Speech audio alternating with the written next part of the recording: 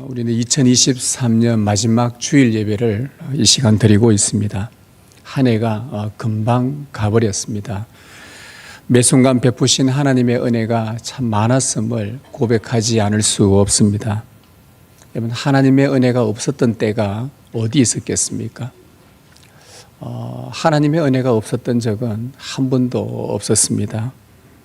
사도행전의 말씀에 보면 하나님은 만민에게 생명과 호흡과 만물을 주신 분이라고 그렇게 소개를 합니다. 생명을 주신 분, 호흡을 주신 분, 우리에게 필요한 만물들을 주신 분. 여러분, 우리가 호흡하고 있는데도 호흡을 하고 있다라고 인식 못할 만큼, 그런데 우린 지금 숨을 쉬고 있습니다. 내가 지금 살아있다라고 인식하지 않는데도 내가 지금 살아 있습니다. 어느 순간 우리는 이 세상에 하나님이 주신 만물들을 마음껏 사용하고 있습니다. 생명과 호흡과 이 만물을 주신 하나님, 우리가 인지하지 못하고 있는 순간에도 여전히 숨을 쉬고 있고 생명이 유지되고 있다는 것을 본다면 하나님의 은혜가 없었던 때는 한 번도 없었다라고 고백하지 않을 수 없습니다. 지금 이 시간도 호흡하고 생명을 주시고 우리가 하나님이 주신 것들을 가지고 이 시간 예배할 수 있는 것, 우리에게 목소리 주셔서 찬양할 수 있는 것, 우리에게 먹고 살 수 있도록 재물을 주셔서 하나님 앞에 감사의 예물 드릴 수 있는 것, 하나님께서 우리에게 24시간이라는 이 만물을 주셔서 하나님 앞에 그 중에 일부를 지금 예배로 드릴 수 있다는 것, 이 모든 것들 하나하나를 볼 때에 하나님의 은혜가 없었던 때는 없었습니다.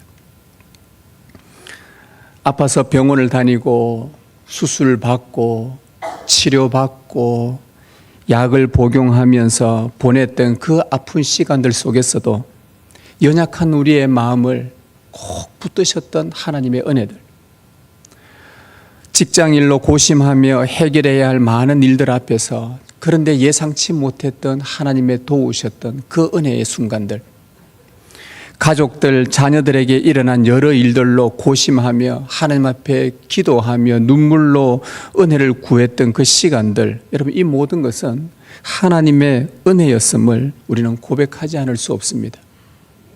사도 바울은 우리에게 이런 권면을 한 적이 있습니다. 만일 하나님이 우리를 위하시면 누가 우리를 대적하리요? 자기 아들을 아끼지 아니하시고 우리 모든 사람을 위하여 내주시니가 어찌 그 아들과 함께 모든 것을 우리에게 주시지 아니하겠느냐. 하나님은 자기 백성을 위하신다고 합니다. 하나님의 일하시는 방식은 항상 구원받은 자기 백성들을 위하는 방향으로 일하고 계십니다. 자기 아들을 아끼지 않고 내어주신 아버지께서 지금도 우리를 위해 모든 것을 주려고 하는데 아버지께서 무엇을 망설이겠습니까? 누가 우리를 그리스도의 사랑에서 끊으리요? 환난이나 공고나 박해나 기근이나 적신이나 위험이나 칼이랴. 환난이나 공고나 박해나 기근이나 적신이나 위험이나 칼, 우리에게 오지 않았으면 하는 것들이지 않습니까? 그런데 우리가 피할 수 없다고 한다면, 우리가 의도치 않았지만 이런 일들이 우리에게 다가오는 그 현실 앞에서 하나님은 그러한 상황들을 모두 다 우리를 위하는 방향으로 다 바꾸어 주신다는 것입니다.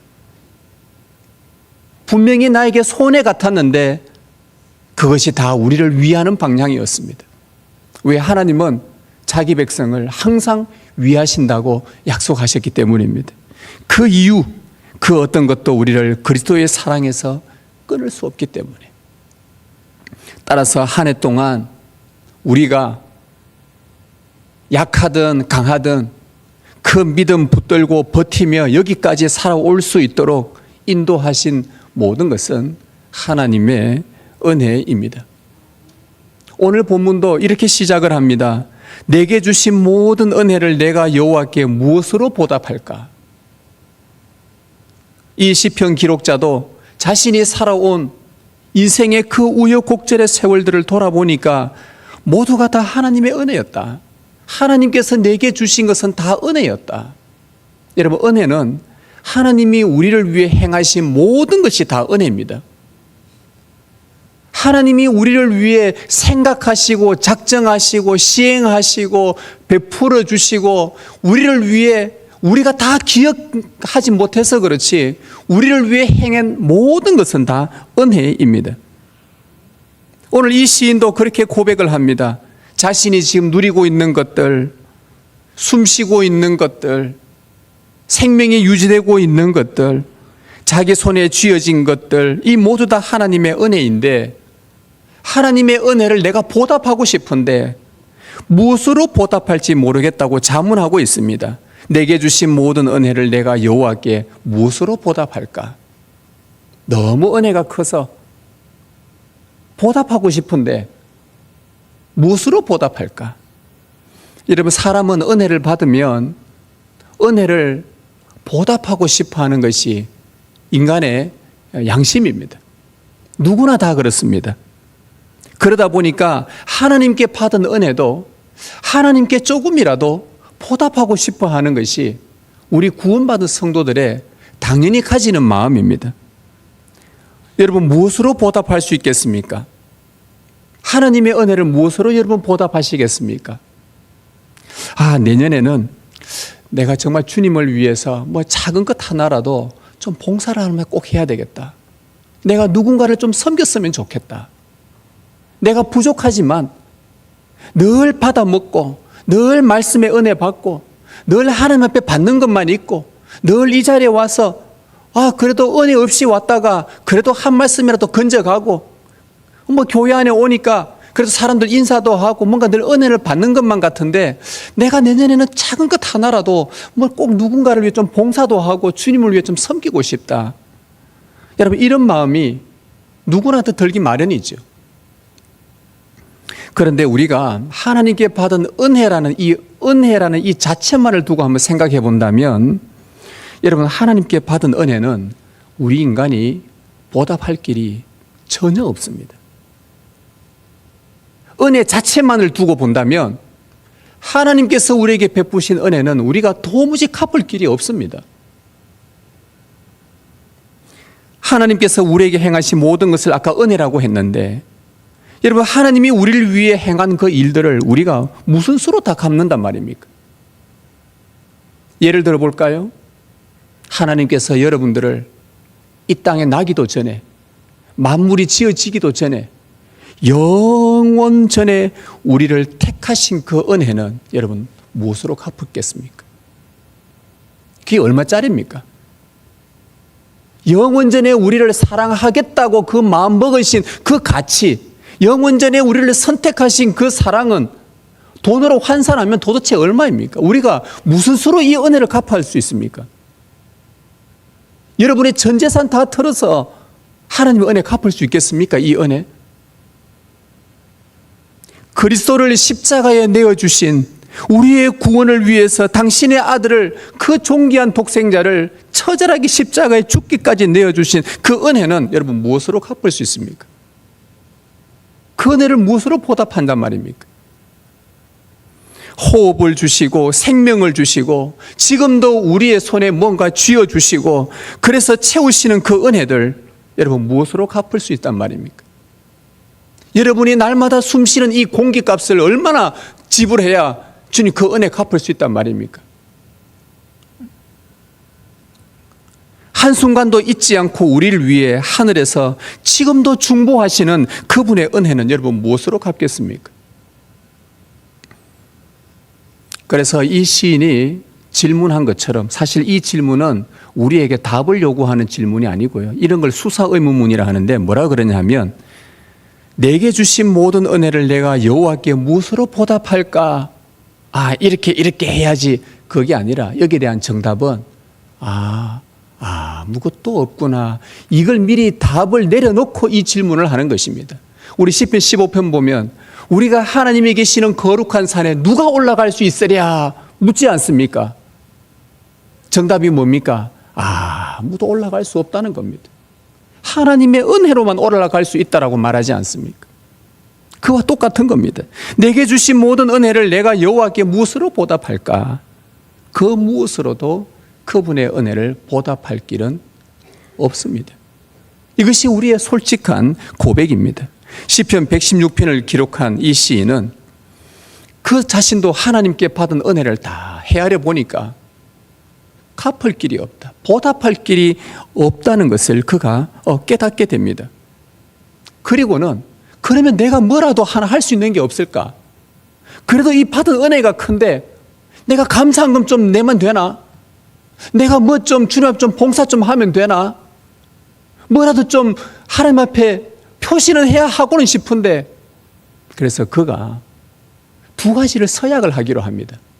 하나님께 받은 은혜가 너무 큰데 내가 적어도 이 두 가지는 하나님 앞에 감사, 그 은혜에 대한 감사의 표시로 내가 서문을 하나 해야겠다, 내가 서약을 해야 되겠다 해서 두 가지를 서약하는데, 한 가지가 뭐냐 하면은 하나님 앞에 찬송으로 나아가겠습니다 라는 그 고백 하나 하고, 또 하나는 하나님 앞에 서원을 갚겠습니다 라는 이 두 가지였습니다. 그 중에 한 가지를, 이 두 가지를 한번 살펴보려고 하는데요. 먼저 한번 보십시다. 이 시인은 자신에게 주신 모든 은혜를 찬송하겠다고 서약을 합니다. 오늘 13절 말씀에 내가 구원의 잔을 들고 여호와의 이름을 부르며, 내가 구원의 잔을 들고 여호와의 이름을 부르겠습니다 라고 서약한 겁니다. 내가 주께 받은 이 모든 은혜 무엇으로 보답할까? 내가 구원의 잔을 높이 들고 입술로 여호와의 이름을 부르겠습니다. 이 서약입니다. 여기에는 두 가지 행동이 나타납니다. 하나는 구원의 잔을 높이 드는 것하고, 또 하나는 입으로 여호와의 이름을 부르는 것입니다. 구약 시대 때에 구원의 잔을 들고 입술로 여호와의 이름을 부르는 이 모습은 성소에서 제사 지낼 때 쓰는 행동입니다. 그래서 이 사람은 한 주 동안 자기에게 무슨 일이 있었는지, 여하튼 주님 앞에 예배하러 딱 나오는데 성소의 문을 딱 들어오면서 구원의 잔을 높이 듭니다. 하나님 앞에 드릴 예물을 가지고 구원의 잔을 높이 들어요. 그리고는 입술로 하나님의 이름을 막 부릅니다. 구원의 잔을 높이 들었다는 말은 하나님이 이번 한 주 동안 내 삶을 구원하셨습니다, 정말 내 삶을 신실하게 돌보셨습니다 라는 표시로 구원의 잔을 들었고, 입술로는 하나님께서 이번 한 주 동안 저의 삶을 이렇게 돌보셨습니다 라고 하나님의 돌보신 역사들, 하나님의 일하심들을 입으로 읊조린 것을 말합니다. 예를 한번 들어볼게요. 아브라함이 99세 때에 하나님께서 나타나셨는데, 어떤 하나님으로 나타나셨냐? 우리 성경은 전능한 하나님 이렇게 나오지만 히브리어로는 엘샤다이로 나타나셨습니다. 구약 성경에는 우리는 하나님, 여호와, 주 뭐 이렇게 몇몇 개의 이름만 알고 있지만 히브리어 성경으로 보면 하나님의 이름이 많이 나타납니다. 하나님의 백성들이 자기에게 찾아오신 하나님이 이런 분이셨다라고 그 여호와의 이름을 불렀습니다. 99세 때 아브라함이 하나님이 엘샤다이로 나타나셨어요. 전능한 하나님으로 나타나셨습니다. 아브라함은 그때만 해도 이방의 계기였습니다. 가나안 땅에 들어왔고 자기는 99세고 아내는 89세고 늙어서 소망이 없는 아브라함에게 하나님께서 여기까지 인도해 놓고는 내가 너에게 아들을 주겠다고 약속을 하십니다. 절대 불가능한 일들을 약속을 해 주시면서, 그리고는 아브라함아, 너의 아들을 통해서, 너의 아들의 후손을 통해서 내가 온 세상에 복을 줄 것이다, 내가 너에게 약속한다. 전혀 이 약속이 희미하고 성취될 것 같지도 않았고, 이 약속 받은 지가 25년이 지났는데도 저저 소망 없이 그렇게 가고 있었는데 후에 그 약속이 성취가 되어버립니다. 아브라함은 자신에게 일어난 이 일들이 너무나 놀라웠습니다. 어찌 이런 일이 나에게 일어날 수 있는가? 그리고는 그가 하나님 앞에 제단을 쌓습니다. 우리로 말하면 예배를 드리는 것이죠. 제단을 쌓고는 구원의 잔을 높이 듭니다. 그리고는 그의 입술로는 엘샤다이, 엘샤다이, 하나님은 전능하셨다. 참으로 전능하시도다.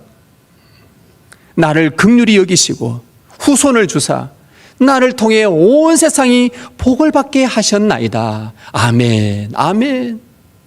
아브라함이 그렇게 구원의 잔을 높이 들고 입술로는 하나님의 이름을 불렀습니다. 그렇게 하나님 앞에 나와 찬송을 부른 것이죠. 아브라함이 예수 그리스도의 계보에 들어온 것, 아브라함과 다윗의 자손 예수 그리스도의 계보라. 아브라함이 자기가 뭐라고? 하나님께서 그를 선택하여 예수 그리스도의 계보 안에 들어오게 하시고 하나님의 자녀라는 그 권세 안에 들어오게 하시고 믿음의 조상이 된 것, 온 세상이 아브라함으로 말미암아 복을 받게 하신 하나님의 은혜를 그가 무슨 수로 보답하냐 이 말입니다. 무슨 수로 보답하겠습니까? 그가 할 수 있는 것은 그저 그 은혜에 감사하고 자기 같은 자에게 찾아와 약속해 주신 것에 감사하고 날마다 제단을 쌓고 손으로는 구원의 잔을 높이 들고서 입술로는 엘샤다이, 엘샤다이, 전능하신 하나님, 하나님께서 내 인생에 참으로 전능한 분이십니다. 어제도 오늘도 그랬던 것처럼 장래에도 저의 엘샤다이가 되어 주십시오. 아멘, 아멘. 이것이 아브라함이 했던 태도였습니다. 하나님이 베푸신 은혜에 그가 할 수 있었던 것. 여러분, 우리 하나님은 때에 따라서 필요한 것들을 공급하신 여호와 하나님, 여호와 이레였지 않았습니까? 병든 중에도 우리가 믿음 잃지 않도록 우리를 치유해 주신 여호와 라파의 하나님이지 않으셨습니까? 염려와 무슨 일 하나 특 생기면 또 근심이 생기고 염려가 되고 병원에 갔는데 뭐 조그만 거 이상 하나 있으니 검사해보라 하면 그때부터 온몸이 바들바들 떨리면서 내가 뭔가 이상이 있는 거 아닌가 염려 속에 주님께서 평강으로 우리를 위로해 주시는 여호와 샬롬의 하나님이지 않으셨습니까? 사망의 음침한 골짜기로 다닐 때 그 해를 두려워하지 않도록 목자처럼 돌보신 여호와 로이의 하나님, 로이, 나의 목자이신 하나님, 하나님이 여러분의 목자가 되지 않으셨습니까? 이렇게 주일마다 예배당에 나와서 하나님 앞에서 구원의 잔을 들고 하나님, 나를 이렇게 구원하셨습니다. 이렇게 인도하셨습니다. 이렇게 돌보셨습니다. 이렇게 위로하셨습니다. 이렇게 간섭하셨습니다. 라고 입술로 노래하며 찬송을 올려드리는 것, 이것이 은혜 받은 자로서 하나님께 할 수 있는 우리의 태도입니다. 여러분이 한 주간 하나님께서 베푸신 그 은혜가 있지 않습니까? 평상시와 살다가 이번 한 주에 여러분이 좀 특별한 은혜를 받은 날이 있을 겁니다. 그날은요, 예배당 들어올 때부터 기분이 좋습니다. 왜? 뭔가 이 은혜를 받은 게 있거든요. 평소와 다른 특별한 은혜를 받았어요.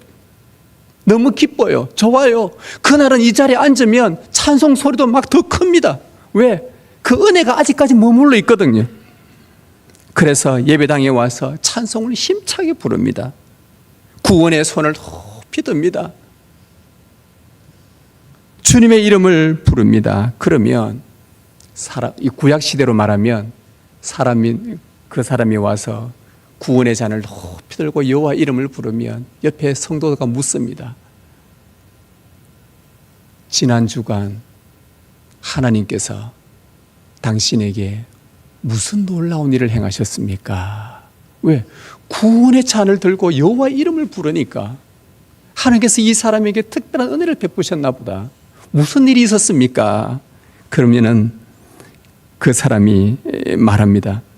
네, 지난 주간 주님께서 제가 정말 극한 상황이었는데 놀랍게 역사하셔서 저를 요새처럼 피난처가 되어주셔서 저를 돌보셨습니다. 정말 어려운 순간에 정말 이것이 필요했는데 사람을 보내셔서 저에게 이 은혜를 베풀어 제가 위기를 잘 벗어날 수 있었습니다. 참으로 하나님은 나의 피난처가 되어 주셨습니다. 그렇게 그 묻는 자에게 고백을 한단 말이죠. 그러면 그 사람에게 임했던 그 은혜가 그 사람뿐만 아니라 그 여호와의 이름을 부르는 입술을 통해 옆에 있는 지체들도 그 이야기를 듣고 그 간증을 듣고 하나님은 참 은혜로우시도다. 자기 백성에게 참으로 은혜로우시도다 하면서 그 은혜가 여러분 안에만 머물지 않고 옆에 있는 지체들에게도 그 은혜가 흘러갈 것입니다. 이게 교회입니다. 이게 교회 공동체입니다. 하나님께서 우리에게 행하신 일과 베푸신 은혜를 말하지 않을 수가 없습니다. 잠잠하면 안 됩니다. 사도행전에 사도들이 그 사내들인 공회원과 교회 당국 종교 지도자들이 사도들을 협박할 때에 사도들이 입에서 고백한 말이 뭡니까? 내가 보고 들은 바를 말하지 아니할 수 없도다. 하나님께서 나에게 베푸신 은혜가 이토록 큰데 어찌 이것을 주님 앞에 구원의 잔을 들고 여호와의 이름을 말하지 아니할 수 있겠는가? 그래서 온 교회가 그 사람에게 행하신 하나님의 은혜에 감사하며 하나님, 신실하신 하나님, 저에게도 저런 하나님이 되어 주십시오. 하나님의 은혜에 대한 고백과 찬양이 끊이지 않기를 바랍니다. 이것이 주께서 우리에게 주신 모든 은혜에 내가 무엇으로 보답할까? 다 갚지는 못하나 우리가 할 수 있는 것은 주께서 우리에게 베푸신 은혜에 감사하며 구원의 잔을 높이 들고 여호와의 이름을 찬양하며 그분 앞에 고백을 올려드리는 것입니다. 여러분, 이 삶이 여러분 가운데 충만하시길 원합니다. 진심으로 바랍니다. 두 번째로 한 가지 더 시인은 자신에게 주신 모든 은혜에 대하여 내가 무엇으로 보답할까 했을 때 그의 두 번째 대답은 14절에 여호와의 모든 백성 앞에서 나는 나의 서원을 여호와께 갚으리로다. 하나님 앞에 은혜에 대하여 서원을 갚겠다고 고백을 합니다. 내가 서원이라도 갚아야 되겠다. 하나님 앞에 서원이라도 해야 되겠다. 여러분, 서원은 하나님께 은혜 받은 자라면 구약 성경에 보면 이 감사하는 마음과 함께 헌신을 서약하게 됩니다. 우리나라에 예전에 한참 이 서원에 대해서 좀 부정적인 그러한 이야기들이 많이 돌았습니다. 서원 함부로 하지 마라. 못 지킬 거면 함부로 하지 마라. 그런데 성경은 서원을 많이 하라고 합니다.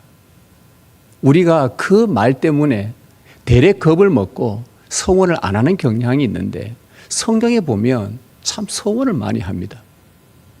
서원은 하나님께 내가 은혜 받은 것에 대해서 내가 감사하는 마음과 함께 헌신을 서약하는 겁니다. 은혜를 다 갚을 길이 없기 때문에 눈물로서 다 갚을 수 없어 이 몸 주께 드립니다. 우리 찬송 고백도 하지 않습니까? 주의 십자가의 보혈 무엇으로 내가 다 갚으리요? 이 몸 바쳐 주를 위해 살렵니다. 뭐 이런 고백들이 있지 않습니까? 여러분, 성경에서 제일 먼저 나오는 서원이 야곱의 서원이에요. 야곱이 부모를 떠나 형을 피해 도망가다가 밤이 어두워져서 길가에서 잠을 잘 때 꿈속에서 하나님을 만납니다. 그리고 거기에서 깨어서 나서 하나님께 서원을 합니다. 그 서원한 내용을 한번 들어보십시오.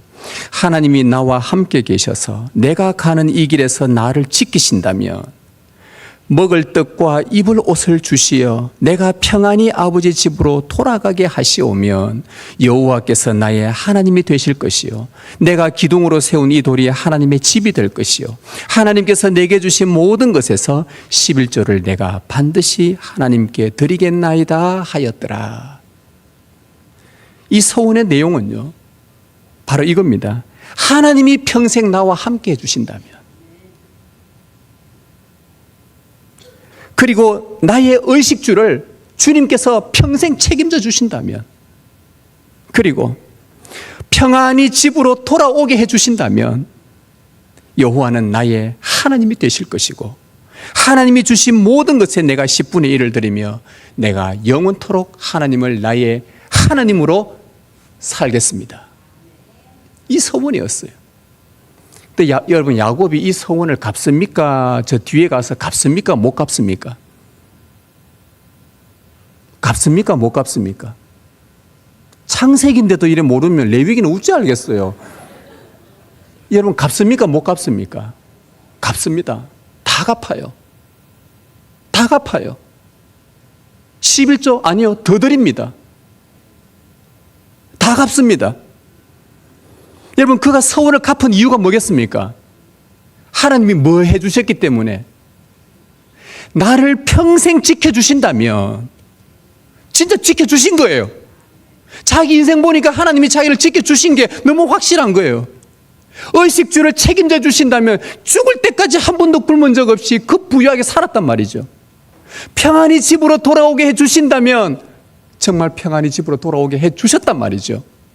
진짜 하나님이 자기의 서원을 들어주시는 걸 보고 자기가 서원을 다 갚습니다.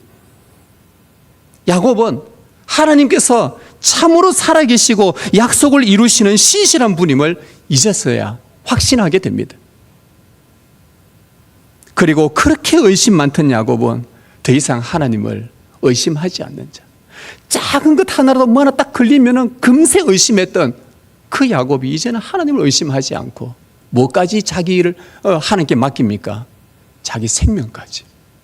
내 생명도 위탁해도 괜찮을 뿐으로 맡깁니다. 왜? 서원을 이루어주신 분이시.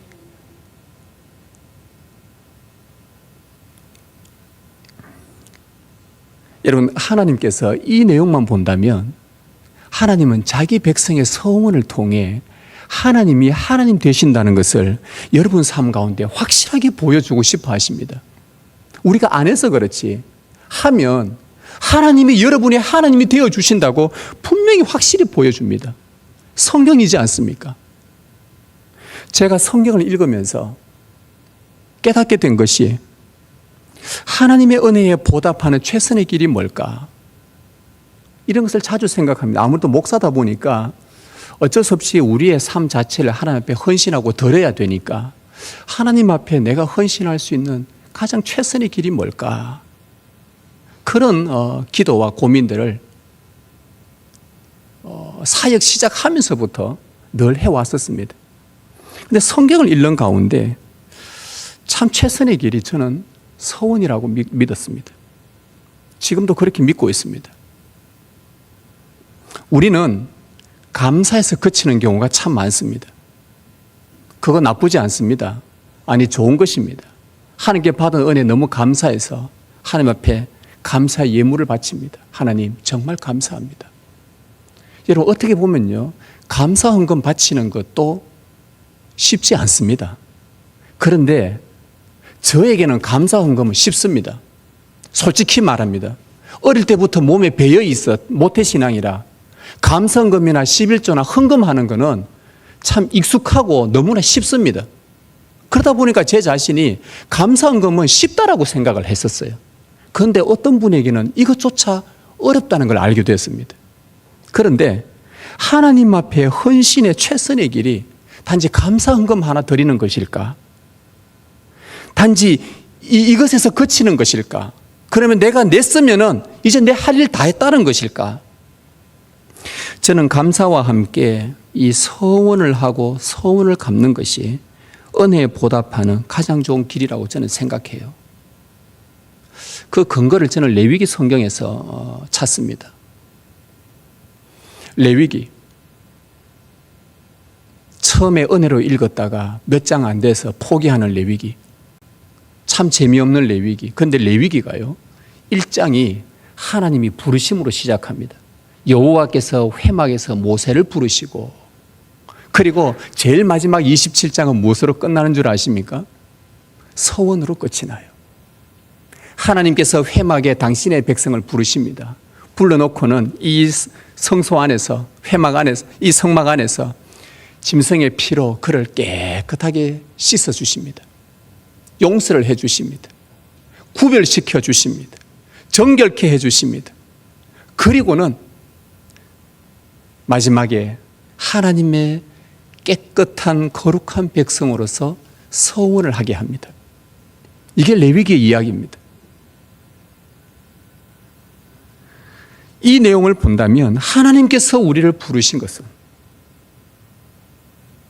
우리에게 행하신 구원의 모든 은혜에 작지만 헌신을 요구한다는 것입니다. 그 헌신에 서약할 때에 하나님은 참 기뻐하시고 그 서약을 이루어 주시려고, 그래서 그 서약을 이루어 주셔야 우리의 하나님이 되어 주시기 때문에 하나님은 반드시 그 서원을 갚을 수 있도록 당신이 우리의 신실한 하나님이 되어 주신다는 겁니다. 물론 서원을 해서 갚는다고 앞에서 말한 것처럼 우리가 하나님의 은혜에 다 보답할 수 있는 건 아닙니다. 여러분, 몸 하나 바친다고 무슨 하나님께서 우리가 그 은혜 다 갚았다고 그렇게 자랑할 수 있겠습니까? 제가 아무리 고귀한 서원을 해도 제게 베푸신 하나님의 은혜는 다 갚을 수 없습니다. 단지 서원을 통해서 제가 확인하고 싶은 것은 하나님을 향한 그저 우리 안에 있는 그분을 향한 사랑에 빚진 마음, 감사하는 마음을 좀 더 적극적으로 표현하고 싶을 뿐입니다. 그 마음이에요. 제가 20대 중반에 25살 때, 아직도 기억납니다. 24살, 5살 때, 23살 때 제대를 하고 나서 1년 동안 이제 복학하기 전까지, 그때는 경제학을 전공하고 있을 때였는데요. 뭘 할까, 뭐 이것저것 고민도 하고 하는 가운데 한 이제 제대하고 1년 지나서 24살쯤 되었을 때에 그때 제 마음속에 저도 제가 원한 것은 아니었는데 하나님께서 제 마음에 정말 큰 은혜를 부어주셨습니다. 이게 뭔지는 모르겠는데 말할 수 없는 은혜가 막 폭포수처럼 쏟아졌었습니다. 제 마음속에 하나님이 제가 생각해도, 지금 생각해도요, 지금 이 나이에 생각해도 그때에 제가 하나님을 너무 사랑한 것 같아요. 제가 고백할 정도로 너무 하나님을 많이 사랑했던 것 같습니다. 그때는 신학을 하지 않았고 일반 대학생이었고 경제학 공부하고 있을 때였는데 학교에 수업하기 2시간 전에 학교 도착합니다. 얼마나 은혜가 컸던지 가서 뭐 했냐. 세상에 공부를 하기 전에 성경부터 읽자. 그러니까 성경을 읽었어요.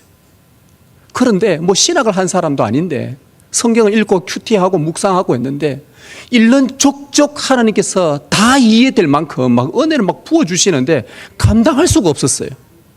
기도를 하는데 2시간, 3시간은 그냥 지나갑니다. 대구에요. 뭐 두류공원 할 것 없이 가는 곳곳마다 친구들 동원해가지고 전도지 돌리면서 막 전도하러 다닙니다. 대구역 앞에 관광차가 3대가 딱 서 있는데 맨 앞에 파괴사 가는 관광차였어요. 들어갈까 말까. 전도 잡고 들어갔습니다. 들어가가지고 그 앉아있는 50명한테 일일이 다 나눠주면서 예수 믿고 구원 얻자고. 그 사람들이 얼마나 막 쎄한 눈빛으로 쳐다보는지. 그래도요, 그 중에서 받는 사람이 있었어요, 전도지를. 뭐 믿은지 안 믿은지는 잘 모르겠지만 얼마나 열심히 턱심했는지 하나님이 막 너무 많이 사랑한다는 느낌이 막 들었었습니다. 그때에 제가 주님 앞에 내가 뭐라도 좀 은혜를 좀 갖고 싶은데 내가 뭘 했으면 좋을까? 뭘 좀 이렇게 뭐라도 좀 하고 싶은데 어떻게라도 표현하고 싶은데 그러다가 그 해에 어느 집회를 참석을 하게 됐는데 그 집회에서 제가 하나님 앞에 20대 중반에 서원을 하고 말았습니다. 그것도 덜컥. 뭐라고 서원했냐 하면은 그때는 너무 뜨겁다 보니까 하나님, 만일 제가 평생 선교사로 나가지 않는다면 제 일평생에 2년 동안은 선교지에 가서 주님을 위해 섬기며 살겠습니다. 이 소원을 하나님 앞에 했어요. 아직도 못 지키고 있습니다. 아직도 저 가야 됩니다. 그런데 그때는 저 혼자 서약했고 제가 결혼하기 전이니까 이제 제 집사람이 안 간다 하면 이제 제 혼자 가야 되는데 근데 뭐 부부는 같이 가자면 안 가겠습니까? 그죠? 같이 가야 되는 거니까. 제가 왜 이런 서원을 했냐 하면, 이 서원이 저의 뭔가 막 멋있지 않습니까? 내가 선교사로 나가지 않으면 주님 2년 동안 선교지 가서 제가 오지에 가서 정말 주를 위해 봉사하겠습니다. 좀 있어 보이잖아요. 이 서원은. 그런데 이게 내 자랑도 아니고, 내 공로도 아니고, 내 훈장도 아니고, 이거 2년 서원했다고 주님 은혜 갚을 수 있겠습니까? 아니요. 절대 못 갚아요. 단지 이 서원은 하나님을 사랑하는 저의 마음의 표현이었습니다. 그렇게 하고 싶다는 마음의 표현이었습니다. 제가 이 서원을 지키지 못했다고 해서 하나님께서 저의 구원을 빼앗아 갈 것 같습니까? 아니요. 저는 하나님은 저의 구원에 대해서 확실하게 붙드시고 절대 주권으로 저를 구원으로 인도하신다는 저는 믿습니다. 그럼에도 이 서원을 제가 지키려고 하는 것은 하나님께서 베푸셨던 그 사랑이 너무 컸기 때문에, 그 하나님을 사랑한다는 이 마음을 조금이라도 드리고 싶었기 때문에 그렇게 서원을 했습니다. 여러분, 서원을 하고 나면 그 다음부터 살아가는 삶이 달라집니다. 질이 달라집니다. 여러분, 하나님을 정말 사랑하십니까?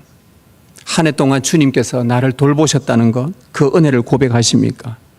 그렇다면 우리가 그 은혜 다 갚을 길이 없기에 작은 것 하나라도, 한번 오늘 말씀을 듣고 집에 돌아가셔서 혼자든 부부든 자녀들과 함께 모였던 우리가 내년 한 해에 정말 작은 것 요거 하나 한번 하나님 앞에 우리 약속 하나 해보자. 혹 다 못 지키더라도 우리 약속해보자. 그 약속을 한다는 그 자체가 하나님께서 얼마나 우리의 마음을 사랑하신다는 증거겠습니까? 그리고 그 약속을 지켜나가려고 할 때 하나님께서 우리의 삶 가운데 내가 너의 하나님이 되어줄게 하고 그 약속대로 지켜나가시는 하나님을 우리가 경험할 수 있는 것 아니겠습니까?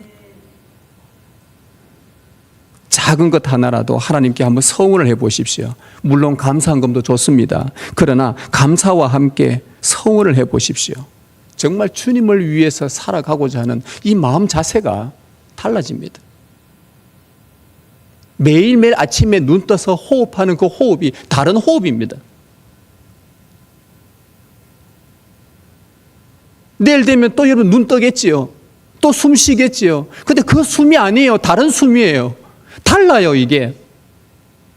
이게 다르단 말입니다.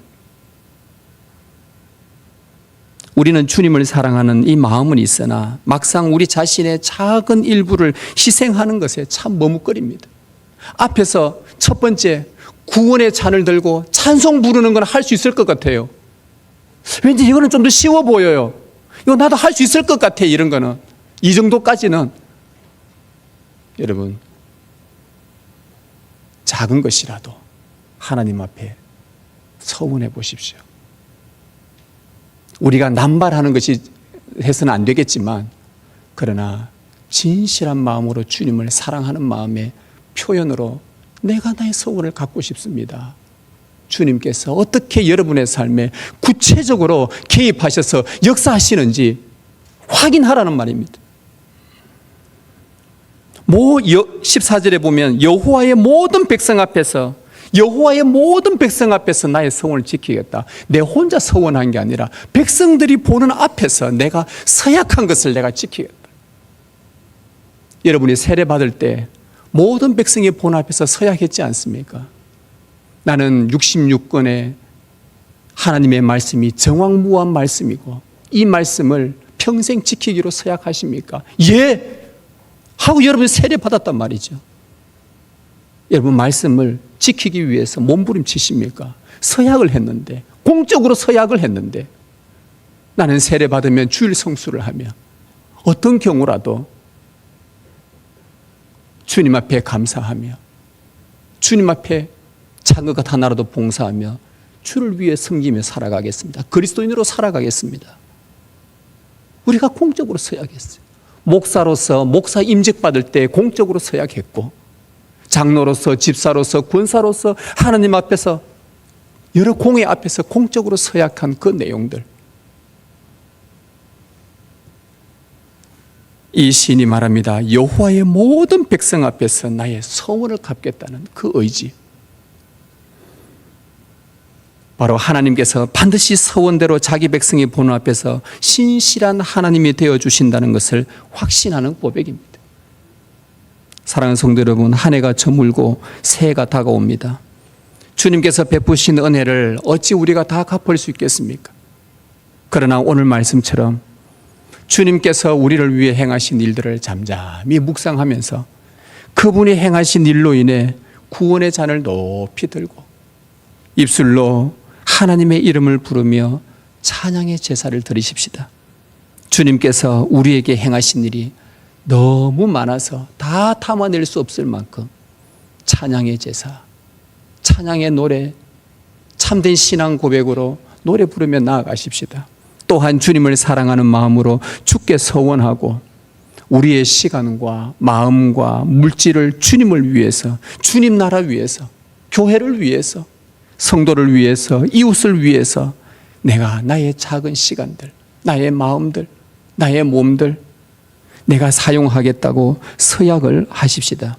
주님을 향한 그 사랑하는 마음이요, 이것이 마음을 받으신 주님은 여러분에게 신실한 하나님이 되어주시고 그 약속한 대로 하나님은 여러분의 참 하나님으로 나타나 주실 것입니다.